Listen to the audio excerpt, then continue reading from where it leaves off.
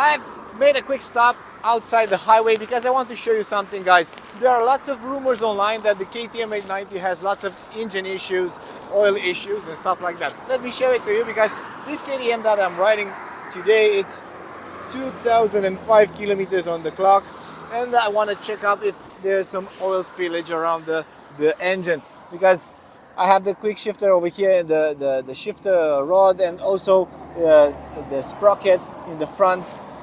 Nothing there, no oil, no nothing. So the bike is quite clean. Only the dust that I've gathered while riding. I have no tires. I want to go a bit off the asphalt because I don't have the proper gear to ride off-roading. I will just test it up to see how it is. So enjoy this review.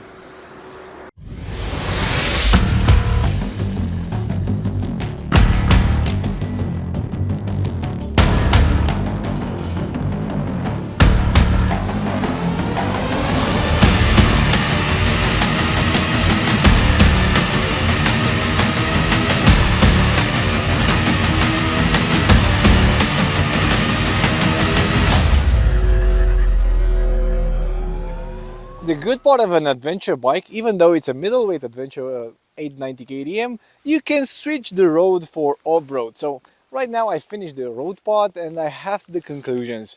I went like 100 kilometers. The bike, it's quite easy to ride, and the pleasure of it is that the whole center of gravity, it's pretty low down to the asphalt. Let me show you why. Because this tank that offers 20 liters of storage, it's close to the ground, and this makes the bike very easy to flick from a side to another. The 890 engine reacts quite good, and you have 103 HP to play with. You can even use it on the highway at around the, let's say, 130 kilometers an hour, and then roll the throttle in 6th gear. You can do overpass, and it's easy to do it. Speaking of highway, you have this windshield as stock. I would put something taller. For me, it's creating lots of buffeting around my helmet area. But the wind dispensers over here, this fairing that allows you to ride on a highway, ride like a touring, like a proper touring machine, it will help you with the wind going out from your knees. Also, the heat comes out towards the tank because you have the fan over here, and today was like 32 degrees. Quite hot, quite hot. The bike is actually hot. It heats up in the middle area because I think that because of the catalytic converter, which is just between your legs over here, it will give you lots of heat towards your legs, and the fairing, it's quite hot right now, like 35 to 37 degrees. It's interesting, but you can bear it.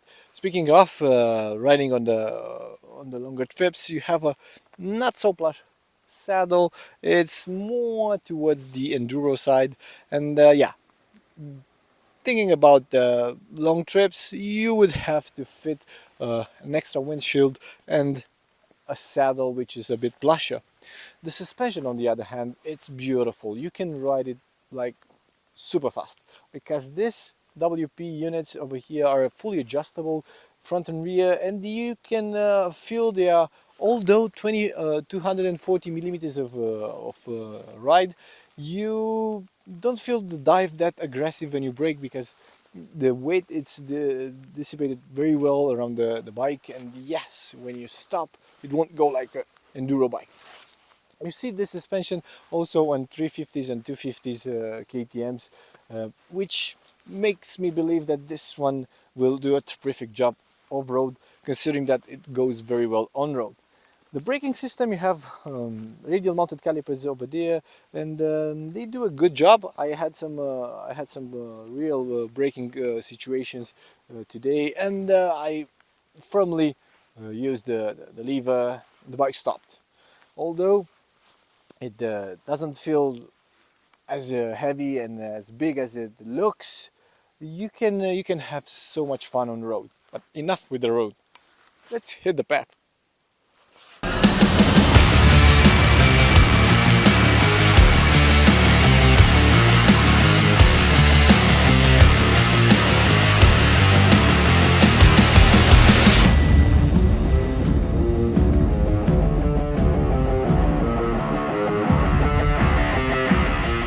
Luckily for me, the rain is off, but my gear will not allow me to go further on these paths. So I got a good idea about what's this bike all about when riding off-road. I use the off-road mode with the traction control off. Not the best idea because the grass, when it's wet, it's pretty slippery, and I was like more dancing sideways than rolling forward. But there's no issue with that. You can do lots of stuff. The technical side of this bike, it's superb because it has a large turning angle and the weight balance is quite low, so you can play with it while standing. It's easy to do it. For me as a towel rider, I would have wanted a bit more um, higher the handlebar, because I was bending quite a lot, and it's harder for my back. Otherwise, the suspension were pretty plush while riding off-road, and the bike is pulling very nice. You get that nice feeling. Although I kind of dislike the thing that you have to roll the throttle a bit. You have to go like 2,000-3,000 RPM in order to get the bike rolling. Otherwise, at low RPM, the bike doesn't feel alive. So you have to roll the throttle a bit in order to get the powertrain working, put some tension in that chain. Overall, it's easy to ride, it's flickable, and most important, you have enough room to move back and forth around the saddle, because these shapes over here will allow you to go forward while going up, and towards the rear while going down the slope.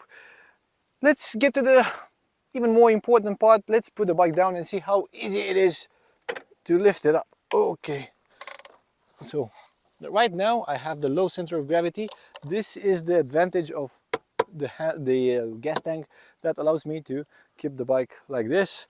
Now I'm gonna lift it just like an enduro rider. Okay, I would put it like when lifting up at 50 to 45 degree angle, it becomes heavy, but down under, when the bike is leaned, no problem lifting it up. Otherwise, yeah, it's quite an effort because the weight shifts, and it's quite an effort. I would put it like a 220 kilograms bike to lift, although it's 196. So another important thing, you have this bash plates around the gas tank, so also the plastic guards. No worries when you're riding along stones and gravel, so the gas tank will keep the shape, and no problem with that. Yeah, so far so good. I like it on road, I like it off road. The KTM 1290 has two small issues for me. The heating problem around the saddle because of the catalytic converter over here, and the low RPM riding, that you need to twist the throttle a bit more in order to go forward or while riding off-road. Otherwise, if you don't do it, the bike will skid, and it's not that feeling that you want. Playing with the clutch, it's quite easy, although it's a bit harder than I would have expected. You can use it as much as possible. It's all about muscle memory, but it's not the lightest clutch that I've seen while riding on road or off-road. Let's put it like this. This bike, it's 15,000 euros in this trim. You can add up like different modes to it, and most of them are for road use, like a quick shifter and stuff like that. For me, it does a good job on road and off road. I have to say I'm pretty pleased with the way KTM put everything together. It doesn't seem cheap, it doesn't seem low quality, and most important, I don't see any oil spillages, and I didn't get any fault from this motorcycle today. So yeah, good job.